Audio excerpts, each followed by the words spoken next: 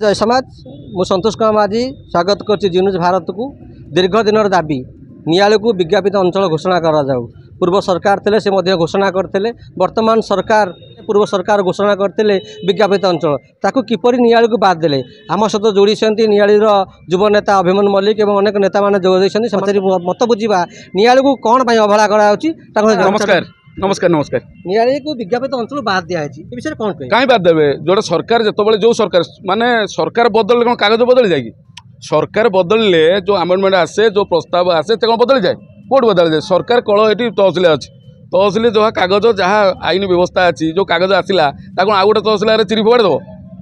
शुणु गोटे आईन समस्त सामान आईन थरे तैयारी बदले ना आईन रे कौन नाकुना थाए ताकू तर्जमा करा जाए। एठी जो सरकार बिजु जनता दल जहाँकि माननीय नवीन बाबू नेतृत्व जो सरकार चली लोक मानकर सरकार थिला तेणु नियाली रे जो एनएसी होगापाई जो भित्तिभूमि जो इन्फ्रास्ट्रक्चर आवश्यक था ताहा सब फुलफिल होता पूरण होता संपूर्ण रिपोर्ट जाइथिला जो 34टा ओडिशा रे घोषणा हला ताहा विधिवत भाव में अमेंडमेंट बिल आसी ताकू पास होकर तापर मुख्यमंत्री की टेबुल को जाए मुख्यमंत्री फाइनाल घोषणा करती लोक मान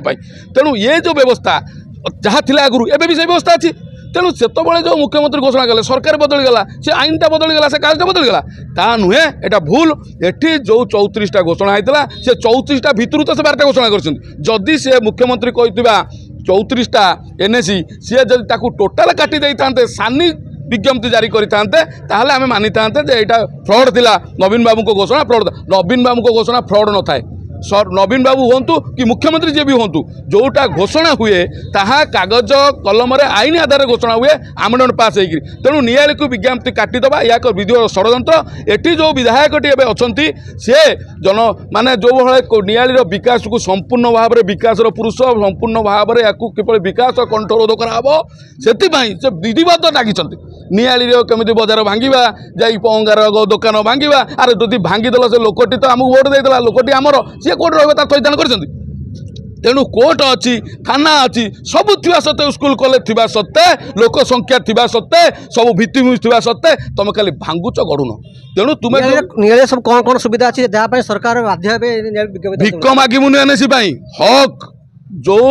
तुम्हें डिक्लेयर कर एनएसी कौन जिन अभाव अच्छी कौ महिला कॉलेज अभाव अच्छी कौ आज 3-3टा 4-4टा महाविद्यालय को अभाव अच्छी 4 लाइन को अभाव अच्छी एटी दुकान बजार अभाव अच्छी एटी कोर्टर अभाव अच्छी कोर्ट बा कोटी कोटी कोर्ट तैयारी मेडिकल अच्छी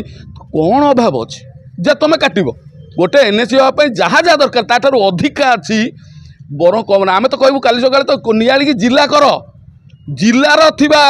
जो गारिमा तुम्हें ताकू एनएसी कौन बाद दब। तेणु बिजु जनता दल तरफ आज जो बड़ी भाव में डाकरा प्रतिवाद दिया मुझे समस्त धन्यवाद देवी। जनसाधारण सामिल होते बजार कमिटी सामिल होता नुआ गाँ पंचायत रु जलारपुर नियाली पंचायत समस्त जनसाधारण दुकान भाई ये बंद को सफल कर बिजु जनता दल दृढ़ भाव में नहीं आम जहाँ डिक्लेयर करता माननीय मुख्यमंत्री सम्मान बचाई नियाली विज्ञप्ति तुरंत काली घोषणा कर। आगामी दिन में यही आंदोलन होता जो 15 वर्ष विधायक थे 15 वर्ष विजय शासन था कि समर्थन करुन अनेक संगठन अच्छा ग्रामीण सेवक समाज आरम्भ करके अभिमन्यु संगठन मध्य दाबी कर कौन कहे सरकार से समर्थन करुन एवं कौन धारणा दौर। आज बढ़िया क्वेश्चनटा मो भाई आज सांबादिक भितर रही से जन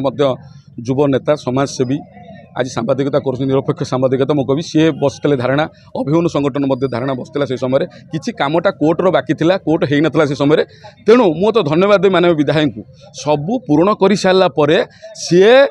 आज एनएसी भाव में गृहीत कले और घोषणा करने मुख्यमंत्री द्वारा घोषणा कराइले।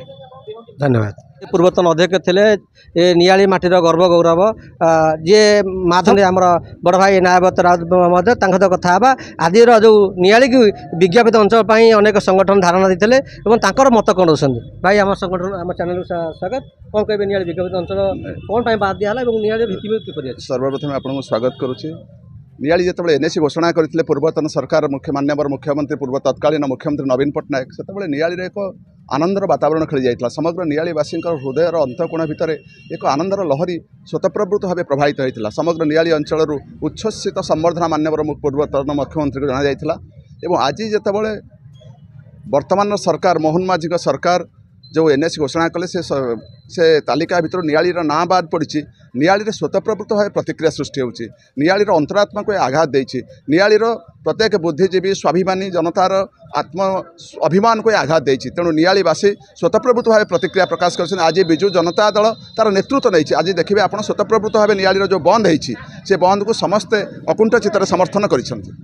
आगुरी नियाली विज्ञापित अंचल अनेक संगठन धारणा देते अनशन करते आमर अनशन करते तो से विषय कौन कहे किपर समस्त को जो जो दीर्घ दिन प्रचेषा दीर्घ दिन दाबी दीर्घ दिन प्रयासर ये एक सफल रूपायन होता माननीय तत्कालीन मुख्यमंत्री नवीन पट्टनायक घोषणा जे जो व्यक्ति मानकर आदर अवदान थिला समस्त को धन्यवाद जनइबा जे जो मानकर जमती श्रीरामचंद्र लंका को गला बेले गुंडुची मूषार अवदान थिला तेणु समस्त अवदान को आम निश्चय स्वागत करवा धन्यवाद जनइबा एवं सबुठु अधिक धन्यवाद देवा आमर प्रिय तत्कालीन विधायक प्रोफेसर डॉक्टर प्रमोद कुमार मल्लिक से आंतरिक प्रचेषा प्रयास करते नवीन पट्टनायक आग्रह को ग्रहण करते पूर्वतन विधायक जी तीन तीन थर विधायक होती आम नियालीर विकास पुरुष कहले अत्युक्ति हे ना सहित कथा आज नियाली को विज्ञापित अंचल बाद दिखाई ये नाज्य दाबी तेणु कौन कहे से विषय में आम सहित सार अच्छा सर नियाली को विज्ञापित अंचल बाद सरकार कौन मुझे तथ्यभित्तिक जो मो भाषण देली सम्यक भाषण में तथ्यभित्तिक प्रमाण देली कि नियाली केबे ठारू दाबी थिला आपण मान समस्तकर सांबादिक बुद्धिजीवी बजार कमिटी एवं समस्त नागरिक नियालीर दाबी थिला जलारपुर प्रारंभ करी नुआगा पर्यंत ये नियाली की विज्ञापित घोषणा करा जाऊ एवं जो जो मानदंड आवश्यक ता समस्त पूरण हो पार नथिला किंतु नियाली कॉलेज को एक आधुनिक कॉलेज करवा नियाली जो अच्छी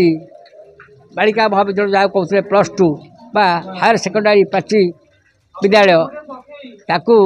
उन्नतीकरण करवा नियाली डाक्तरखाना उन्नतीकरण करवा नियाली ब्लॉक उन्नतीकरण करवा ये समस्त कार्य 9 ରୁ 22-23 भितर सरला तेणु मोर मन ठीक अच्छी 7/8/2023 अगस्ट 7 मुझे जाऊँगी ब्रह्मपुर मोर गोटे व्यक्तिगत कार्य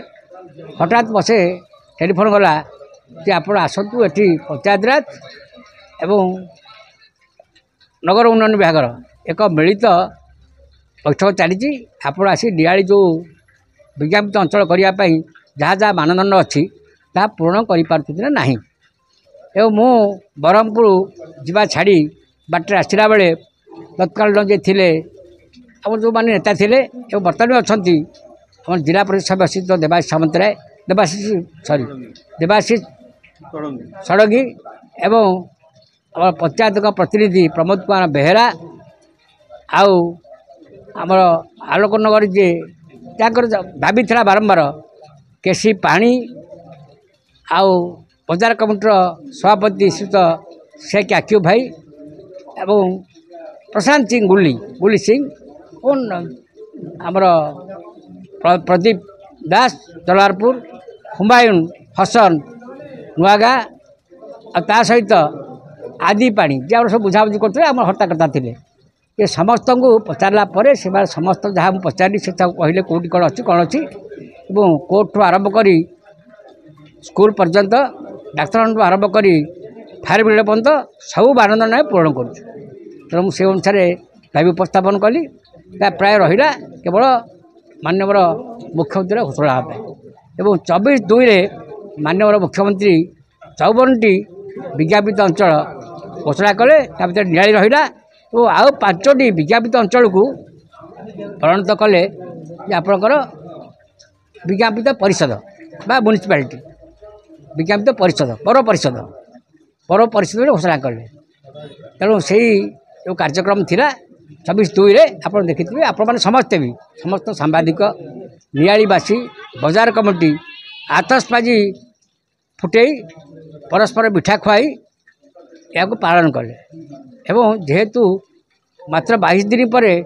कौन कौन लगेगा आचरण विधि साधारण निर्वाचन